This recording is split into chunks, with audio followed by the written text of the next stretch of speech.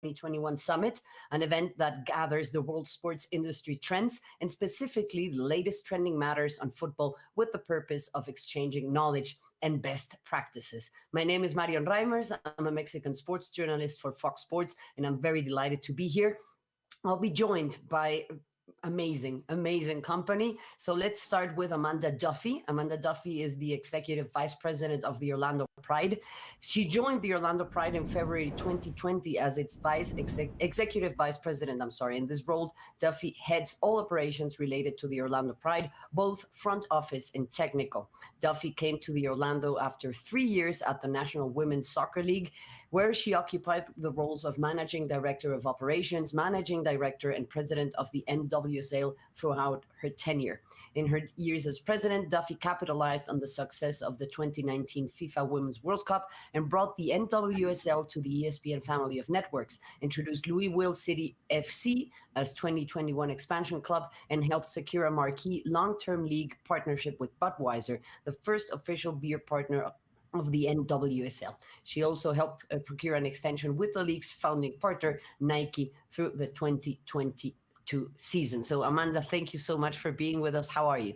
I'm well. Thank you for having me today. It's an absolute pleasure. And we're not alone. We're going to be joined by Adrian Jacob. Born in Manchester and educated at Leeds University, Adrian Jacob was appointed chairman of Chelsea women's football team in 2013, acting as the link between the women's team management and club executives. During his chairmanship, the women's team has gone from strength to strength, progressing from part-time to full-time professional, leading to the purchase of their own stadium, Kings Meadow, in 2015. The team, under the helm of manager Emma Hayes, has won an array of titles, including winning the FA Women's Super League 4 times and currently taken the team to the Women's Champions League final for the first time in the club's history. Away from Chelsea, Jacob works in FX, where he built up his own company, which was sold in 2019. He also speaks both French and Russian fluently. So Adrian, welcome. Bienvenue. I don't speak Russian nor French, so I'm sorry for that, but it's a pleasure to have you. That's fine. Thank you very much. I'm really honored to be here. So thank you. There's so much to talk about, and I think it is very interesting to have both of you here, since you both work as execs for teams in such different leagues in appearance. They're so different. So I would like to start with, it sounds like an easy question, but I don't think it is, Amanda. What's your vision for the women's team? Where are you guys heading right now?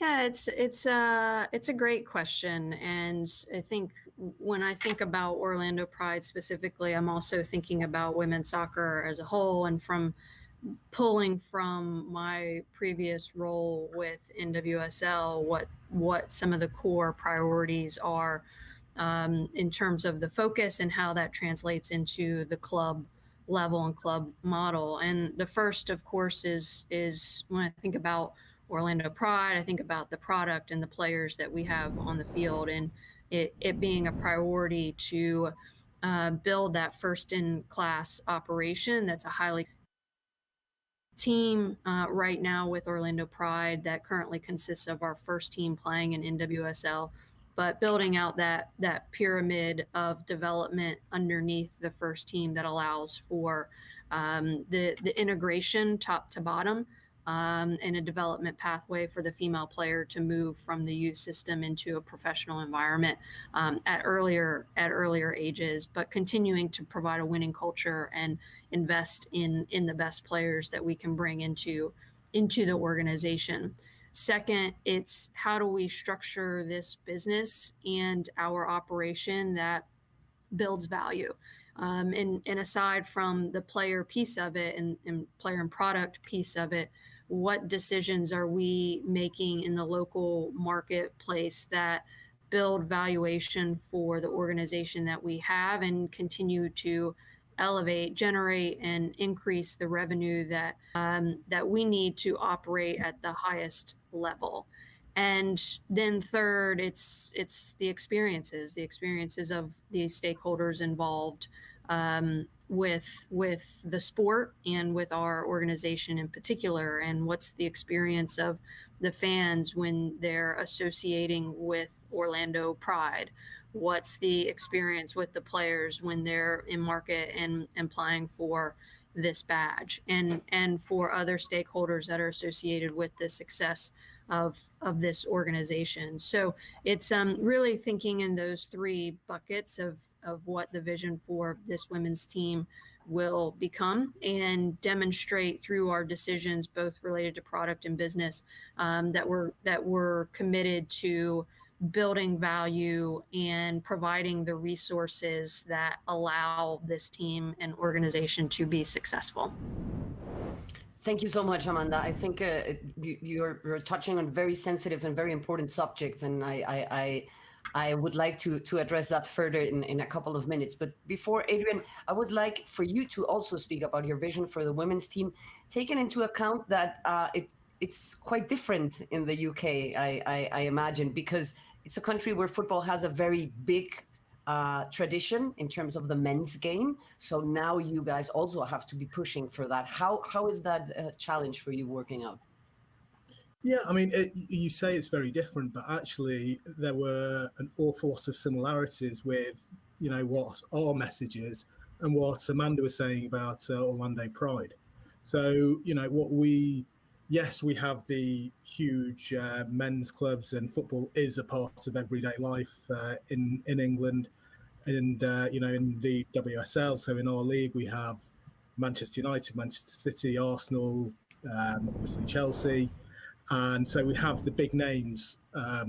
However, women's football is different, and whilst we are looking at maximising exactly how much we can get from the men's club, similarly, it is a different audience, and it's very much now about growing that audience and growing that fan base. I mean, to the extent that we have 3 months to go till our new season starts, and we've already sold a record number of season tickets.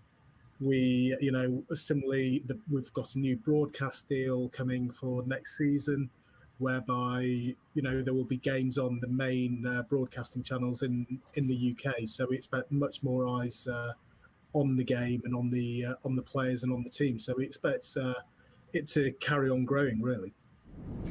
In that sense, I would like to get back to you on this topic, Adrian. It happens similarly in the Mexican league. There is a big gap between teams like yours and teams that are being very successful, and teams that are quite not there yet. They're not being involved in the conversation, and it seems like there's not much willpower behind those teams, and that can only damage the competition. How are you guys addressing that subject? I mean, you cannot work with what other clubs are doing, but how do you guys push this on the table? So we, I've been at Chelsea for 8 years now, and we are in a very fortunate position that we have an owner who is hugely in favour and hugely supportive of the women's game. A lot of the other big clubs in England are similar. They also have the buy-in from the supporters, from the owners of the clubs, and it's something now that as we're growing, and as I said, next season, the game's going to be on the main channels. It's something that can't be ignored. And I think the easy option is to throw an awful lot of money at it and hope that you can make it work. What Chelsea have done is we've done it over a period of time and grown the fan base and grown the exposure, brought in top players and made sure the product on the pitch is really, really good, because if the product on the pitch isn't great, then no one's going to come and watch it. And all the other clubs are, we have very, very strong ties with the other clubs, and it's very much seen as we're growing this together. And we want our league to be, just as I'm sure Amanda does, the best league in the world with the best players. And you can't do that on your own. You need all the other clubs to share the vision. And, we are seeing more and more interaction between the clubs. I agree with that. And that is also a spicy question. Amanda, let me get back to you in that sense. There always seems to be a very healthy competition between the league in the United States and the leagues in Europe, particularly the league in England. Now, there seems to be like this constant tension in terms of bringing players and having the best players in the world. Do you think that works in your favor in terms of the calendar, for example? Sure. I just want to say to Adrian that NWSL has trademarked the best league in the world, so you can't have that. Okay, we'll say most exciting. The gloves are coming up. No, and I think for starters, Adrian touched on something that's really important. That's the ownership, and when the ownership is capable of investing deeply, and then on top of it, willing to invest thoughtfully and deeply in the women's game, with the understanding that the women's game right now is a longer term investment to see an ROI, compared to where the men's game is globally. And I can certainly say that in the United States, certainly. So, with our calendar right now, and NWSL isn't the only calendar that's operating in sort of the spring to fall season or schedule, and it's a schedule that we follow both on the men's side and the women's side here in the United States. And right now, with the other major league sports that we compete against in the United States, it's a calendar that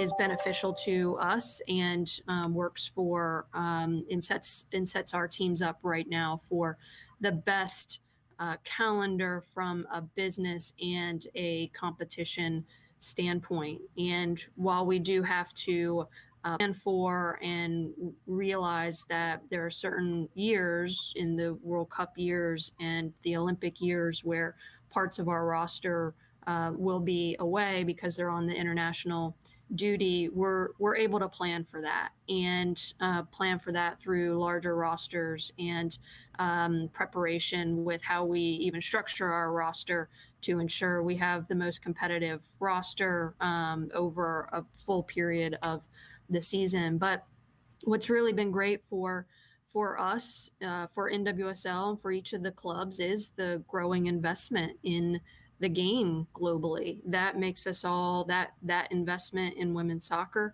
and commitment from other national governing bodies, from other leagues, from other clubs, the likes of the Chelseas and brands that are just traditionally powerful and provide a winning culture, and for them to take on that investment in the women's game is important for us all to continue that investment and commitment to building the right infrastructure and providing the right professional environment for these female athletes. I would like to address that for a second, Amanda. Which would be the most important topics in building such a professional environment for young athletes? Because the challenges of a women's team are completely different from the men's, and I think it's very interesting that it's happened in Mexico, for example. All of this new league, no, we've been with ours for 4 years. It presents new challenges and it presents new problematics that you maybe hadn't seen before, or that were in a blind spot for the people that were managing a men's league. What are your top priorities in that sense? Well, I think it goes back to ownership. I think it goes back to investment and understanding that the women's game right now is not in the same maturity space as the men's game on a global level, and where there are areas that we can invest in and expect to see similarities in that return in that investment, there are others where it's going to take time, and our ability to provide better resources from a staffing standpoint, better resources from training environments, and the experiences that our players and that our fans are having with the club and in connection with the club are investments that all of our clubs have to make that commitment to make. And each market is different, just as each league is different. And I don't think right now there's necessarily a one size fits all for every club and league on how how to operate, but we're all learning and operating without necessarily years and years of data to support any one direction or decision. Adrian, what are your priorities in that sense? Yeah, I mean, yet again, very similar to Amanda. It's, it is a growth industry. I often compare it to, being at Chelsea Women. You're at a startup, you have the same difficulties that you would have with a startup. You haven't got the years of results to fall back on. However, that being said, what's really, really, I suppose, empowering about women's football over the last few years is you get results from what you put in. So if you invest heavily, then, you will see the results. And that's not just on the pitch, that's off the pitch. That's, we're making young women professional footballers. And, for us in the UK, that's really important that young girls can actually see a future as, what do you want to be? I want to be a professional footballer. And it's not just, the young boys that are saying that. Similarly, when as I said, our league has gone through a lot of teething issues where, and we've chopped and changed quite a lot. So we used to have the same calendar as they had in the NWSL. We changed that over to correlate with our men's calendar. So it runs from September to May. And one of I think probably the most important things that we did as a league, because a lot of the clubs were worried about the disparity between, I suppose, the clubs that were investing a lot and those that weren't investing a lot. And, so obviously you had a bit of a lopsided league in that some teams were much, much better than others. And what we implemented was, instead of a maximum investment, a minimum investment on the pitch, off the pitch. And it really was, okay, if you want to be in this league, then you have to make certain commitments to improve your facilities and, make sure you pay the girls X amount and make sure you have certain staff in place. And, that's what we did. And I think that really has been hugely important for the league as a whole. Brilliant. I like the part of the minimum investment, and I think most people, when they talk about investment or when they listen to the word investment, they tend to think about numbers, and that doesn't necessarily have to do with money. They're numbers that have to do with time, they have to do with willpower, they have to do with staff, as you mentioned. So in that sense, I would like to ask you, Adrian, because I mean, you guys have been trailblazers in terms of the medical model, in terms of what you have been working with, revolutionizing sometimes the idea of what it takes to make women's teams so big and so successful and growing so much. Talk to us about that a little bit, please. Yeah, so we are headed up by an extraordinary woman, Emma Hayes, our manager, who's been here for 9 years. Emma, I think the trap that people fall into when they're thinking of women's football is equating it to men's football. And look, there are certain parts of the men's club which, work really well with the women's club. However, women are, this might surprise you, but women are completely different to men, physically, psychologically, and I'm finding that out every day. And so what we have is we've specialized in that and become, looked at it medically, looked at things like the menstrual cycle and how that affects players in different ways, look at their loading. And, basically a lot of the things that a men's professional team, so our first team, the men's first team, the way that they're set up. Similarly, we will look at it, but from a women's perspective as opposed to a men's perspective. The injuries that our team suffer are different to the men's and need different treatment. So it is, I think you mentioned before about a one size fits all. And it doesn't. It really, really doesn't. So, I think that's, what's been really important for us. And, look, we are very, very fortunate. And I said this before, that we're at a club like Chelsea who absolutely embrace the similarities, but also embrace the differences as well.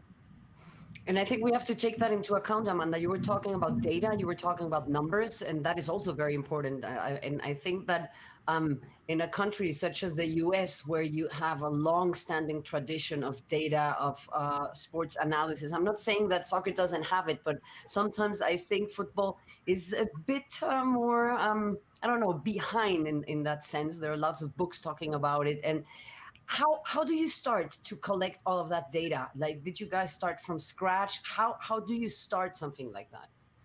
Well, it's so for Orlando City, Orlando Pride, and also within NWSL, one of the helpful pieces for NWSL in its launch was its relationship with the U.S. Soccer Federation. And the high performance area was one area that U.S. Soccer provided resource to the league and each of its teams in the initial years, well, first 8 years of operation in NWSL, this year being season 9. But it really allowed what requires some level of financial investment to have the equipment and staffing to get the data and do something with the data. That relationship and support from U.S. Soccer allowed the league to accelerate its information gathering and what it was using to be able to work with data as it related to player health and performance specifically.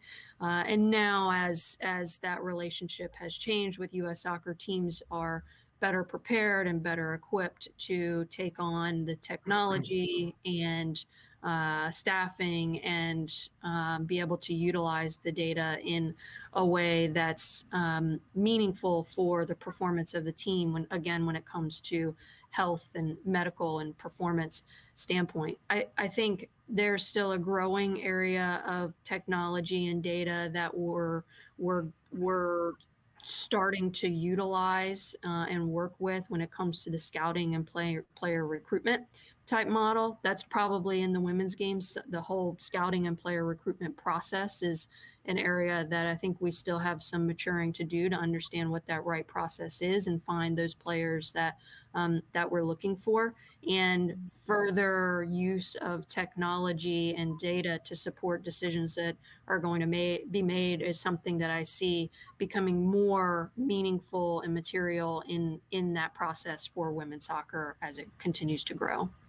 Absolutely. And I think that also helps to eliminate certain biases that I'm sure sometimes also try to creep in through the door in every area of life. So I think that data is always such a big support in that sense. Let's talk about what Adrian was mentioning in terms of the medical staff, in terms of how you guys approach the particularities of the women's game. Yeah, with Orlando Pride and what we have in WSL, we have some teams that operate in an independent operation. There's no association with a men's club of any level or another sport at all. So it's an independent operation, and then we have clubs that are operating with a shared ownership. And Orlando City, Orlando Pride is one of those clubs that is an example where our ownership is the same and there are some shared resources within the organization. In particular, right now in our business administration and business operation functions are more shared resource.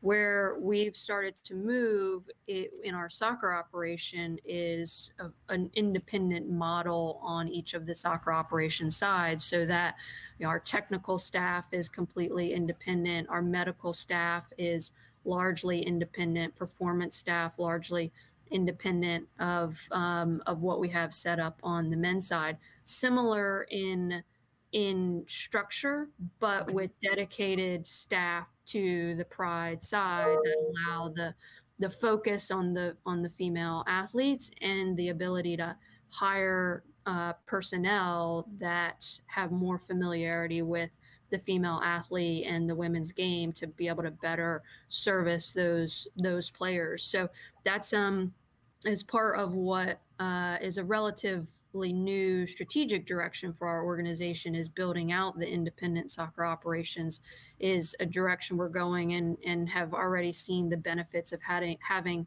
dedicated medical and performance staff around the Pride team to carry that focus, and we will continue to build out around them to ensure we have the proper resources around the player. But a strategic decision that we've made, and think that it's already paying off.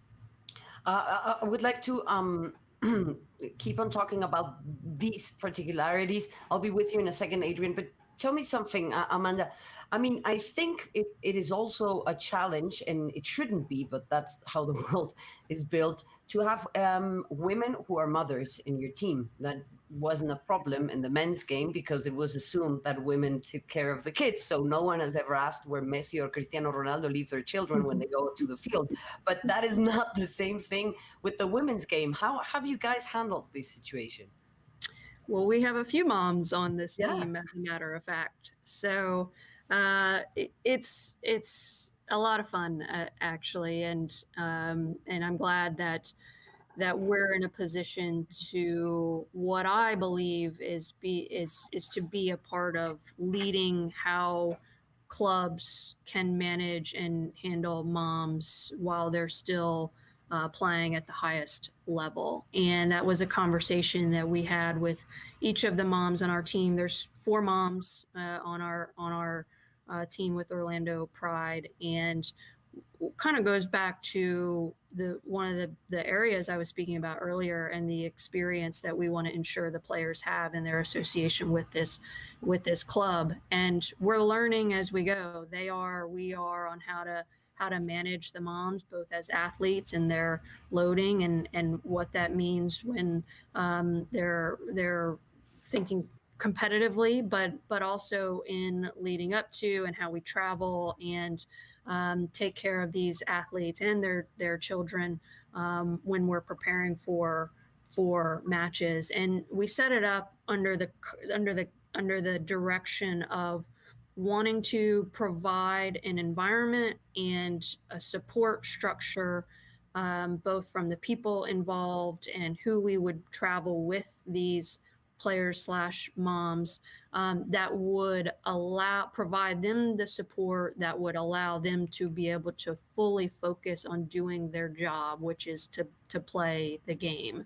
And so we look at these children as part of our collective family of the organization, and have structured the support that we provide them in traveling with the children when we go to games, traveling with a caretaker, or ensuring that there's a caretaker in the market we're traveling to, again, to allow these players to have the positive experience in connection with being a mom and a professional athlete, but also allowing them to focus on doing the job once in market.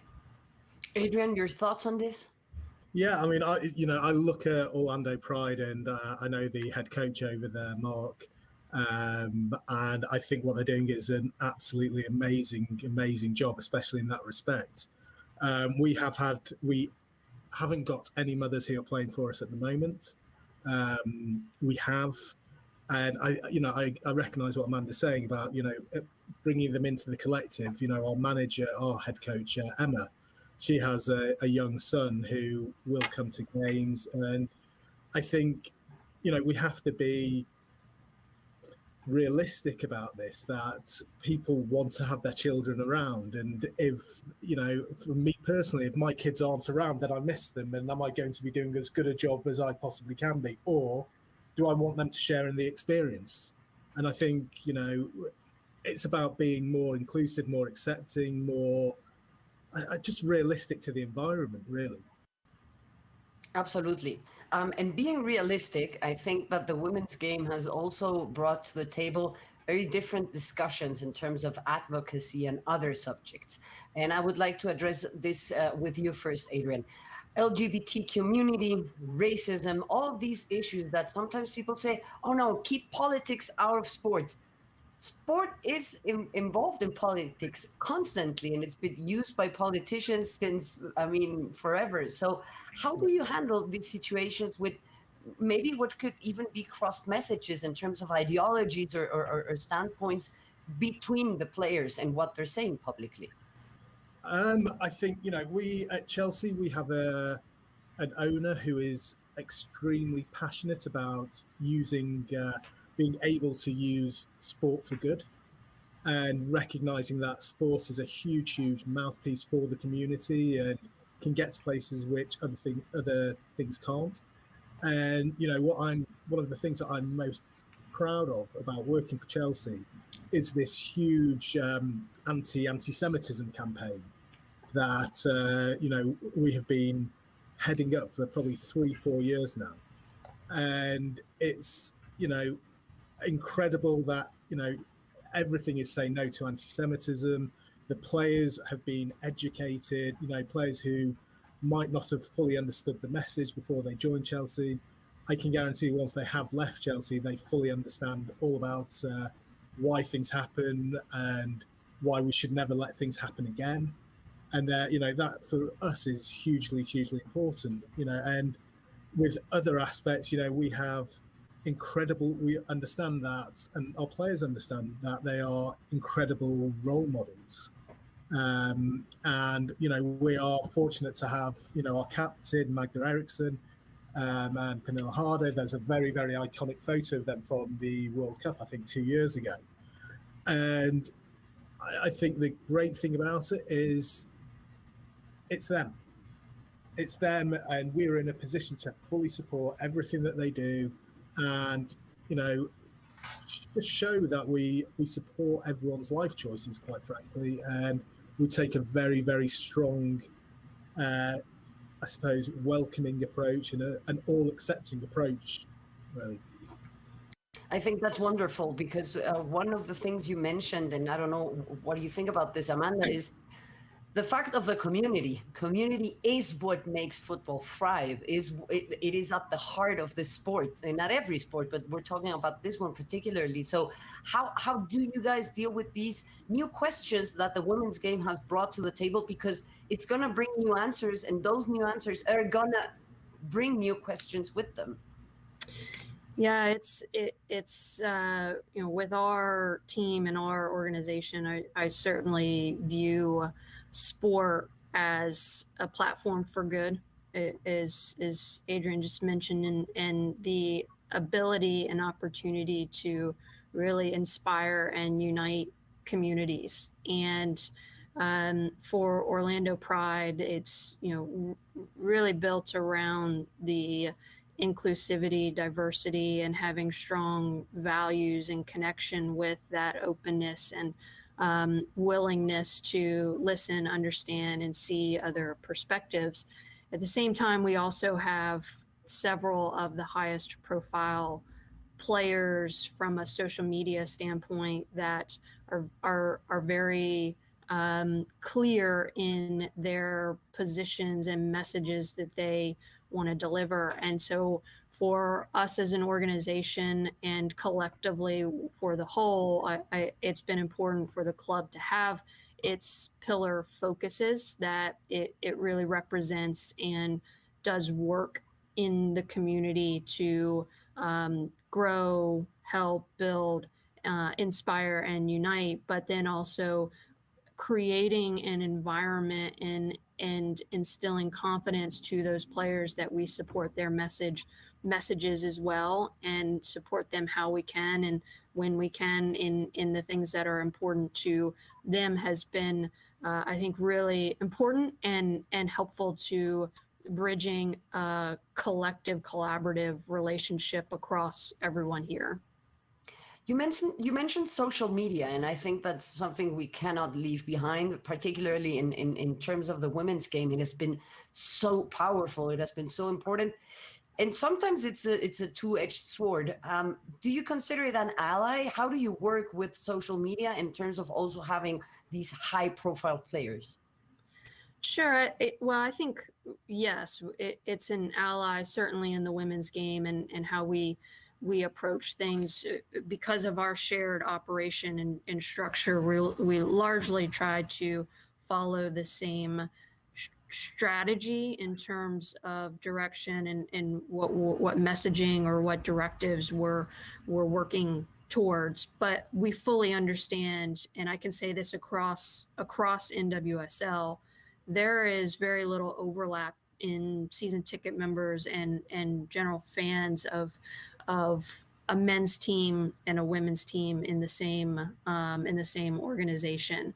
And so anything that we do as a club, again, it may have the same directive or general concept, but we know that we're speaking to and working with a different audience that supports the Pride versus those that support Orlando City. And I think it's important to understand that and have clarity around that. In using social media and digital media at large is a growing area of where the audience lives and receives information, and being able to utilize that in a way that's productive and meaningful and allows the values of the club to come through, and the values and messages of each of the individuals that are acting on social media, allow that to come through in a meaningful way that goes back to being aligned with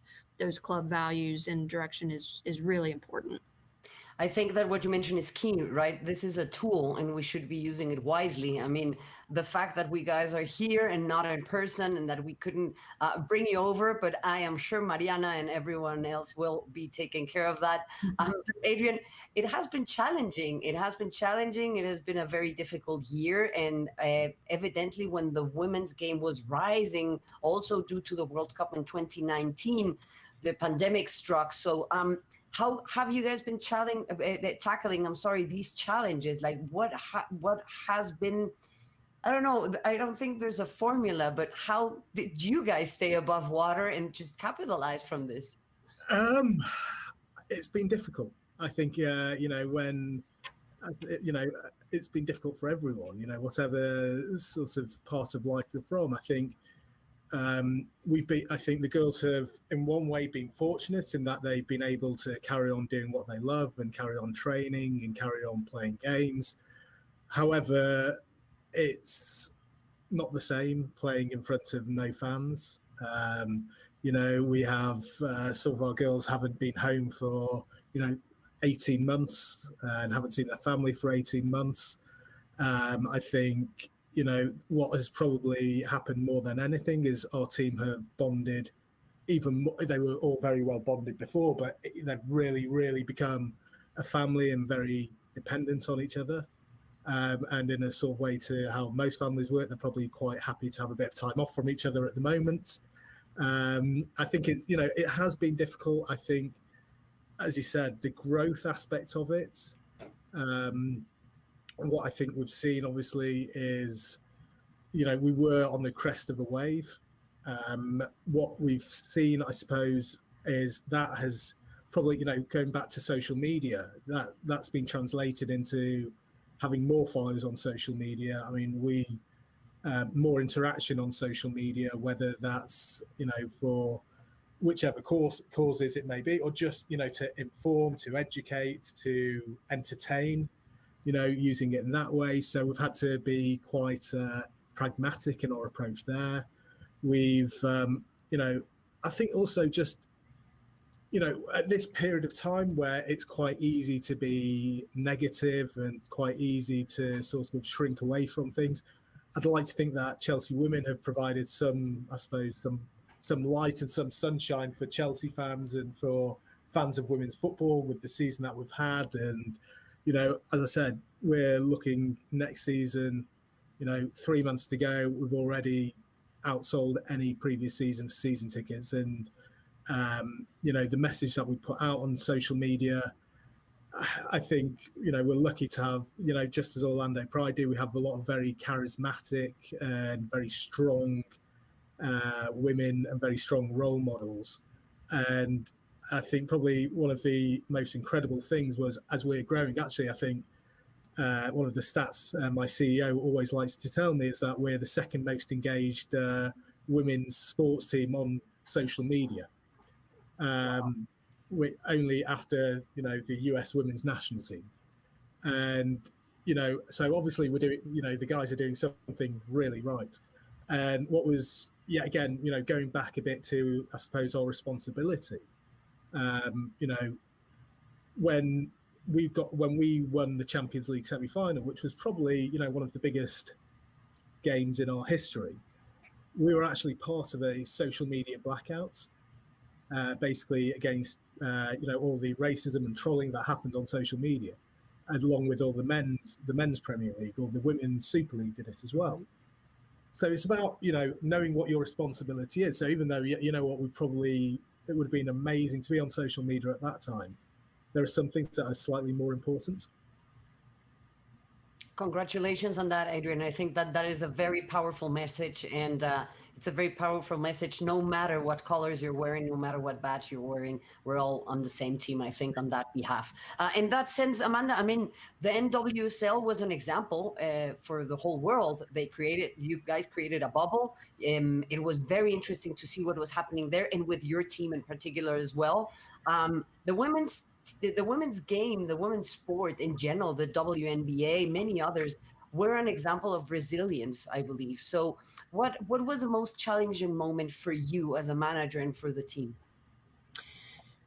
Well, as you alluded to with the Orlando Pride in particular last year, I believe the first, if not the first, one of the first sports teams to experience a team outbreak, which resulted in Orlando Pride having to withdraw from last year's Challenge Cup, was truly the most difficult emotional experience that I think I've been a part of in my professional career. And it was a challenging year for everyone, as Adrian has already said, in all walks of life, in all areas, all situations and circumstances. And for the players here, a part of NWSL, one, the ability for the league and the board of governors to arrive at and determine, the safety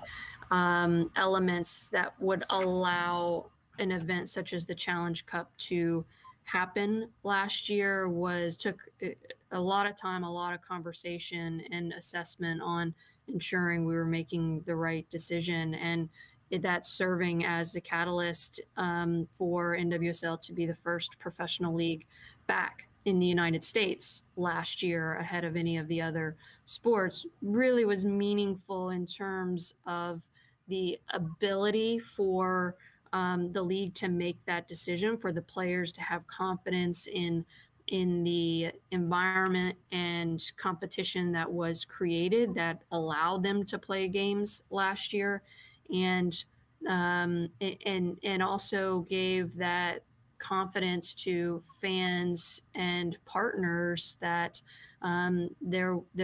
this league had the ability and was making the commitment to continue to find a way to operate in the hardest of times. And for the months leading up to it was so much uncertainty, and it truly felt like on a day-to-day level that the information was changing, and the severity or safety of each environment was changing, and that obviously was different from state to state and region to region across the United States. The United States being such a large country, that again we were having to all make decisions and operate with all markets in mind, and not necessarily with one specific market to deal with, which certainly made that challenging as well. But leading up to the Challenge Cup, it was great for NWSL to be the first back and to be able to execute the tournament in the way that it did, and without a positive case, and maintaining that safe bubble environment.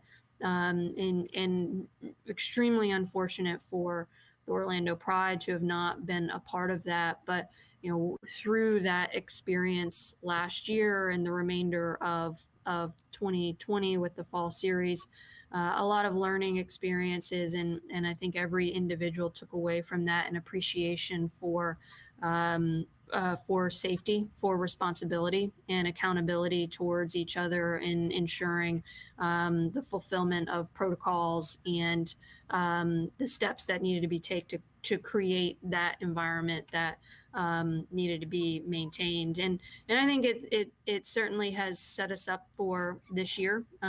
Just a lot of emotion that came out of 2020 for a lot of reasons, but for the players that were here and not having the opportunity to compete in that tournament is one source of fuel for this year that they're leaning into.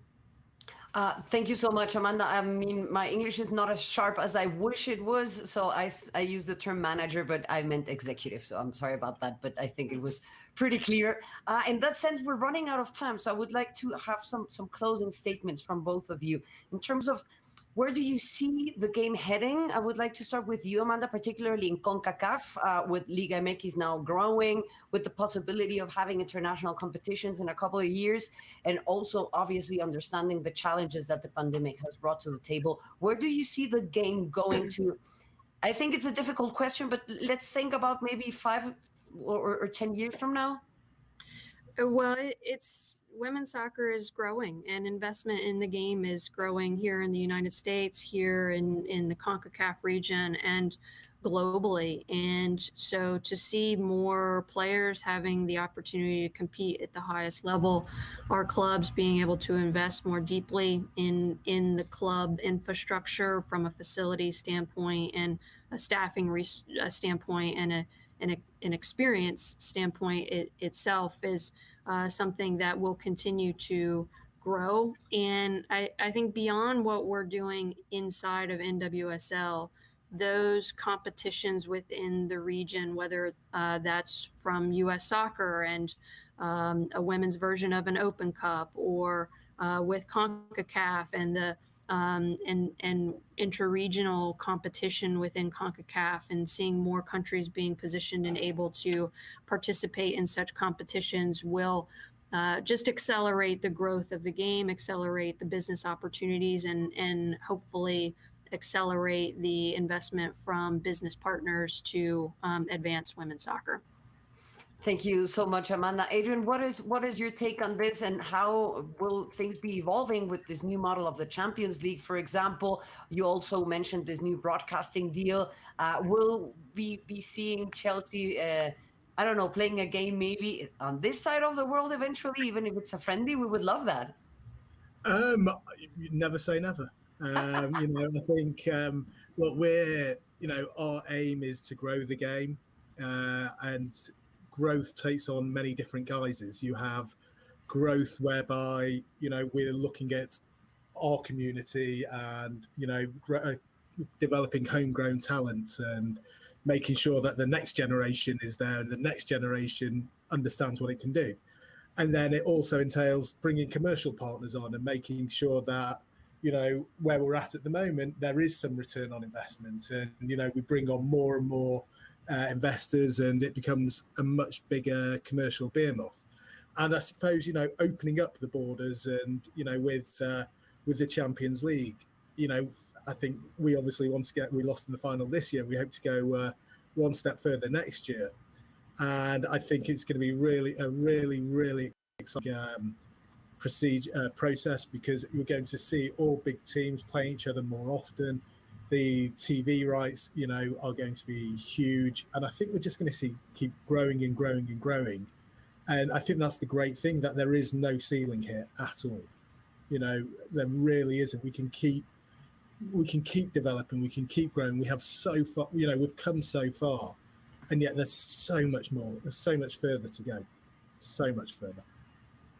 Absolutely. Adrian Jacob, chairman of Chelsea women's football team, thank you so much for joining us. And obviously, also thank you, Amanda, executive vice president of the Orlando Pride. It's been an absolute delight learning from you, listening to you. And I'm sure the audience has also taken lots of points where they can find answers, but also, as I mentioned before, new questions. So thank you all very much for your attention to this conversation we just experienced. We witnessed a session that has given us much to think about, as I mentioned before, to reflect on, to share, and to analyze about the development of women's football in Mexico and in the world.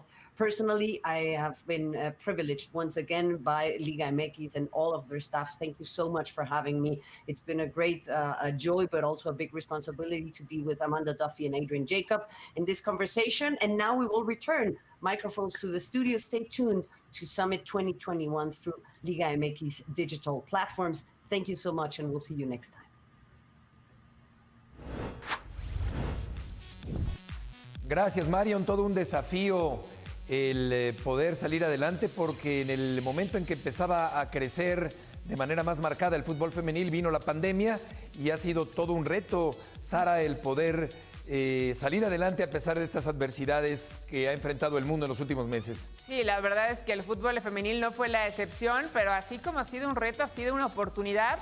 Tanto en Inglaterra con la Super League, Chelsea, uno de los equipos protagonistas, y la Liga de Estados Unidos, no se diga, ¿no? La mejor del mundo para muchos, creando marcas propias, no junto a una de un equipo varonil, sino haciendo un equipo femenil, tal cual una marca, creando fidelidad con la afición, y creo que a eso se debe mucho del éxito, por supuesto, del talento que tienen en Estados Unidos. Por supuesto, el fútbol femenil que juega un papel cada vez más importante, con muchos seguidores a través de la televisión en estos tiempos en que no ha habido público en los estadios, y tendremos todavía una última conferencia, Sara, en el día de hoy. Así es, la innovación en infraestructura. Estaremos así cerrando este segundo día del Summit Liga MX. Participe con nosotros a través del hashtag Summit Liga MX para conocer todos sus comentarios. Vamos a una pausa y volveremos con ustedes.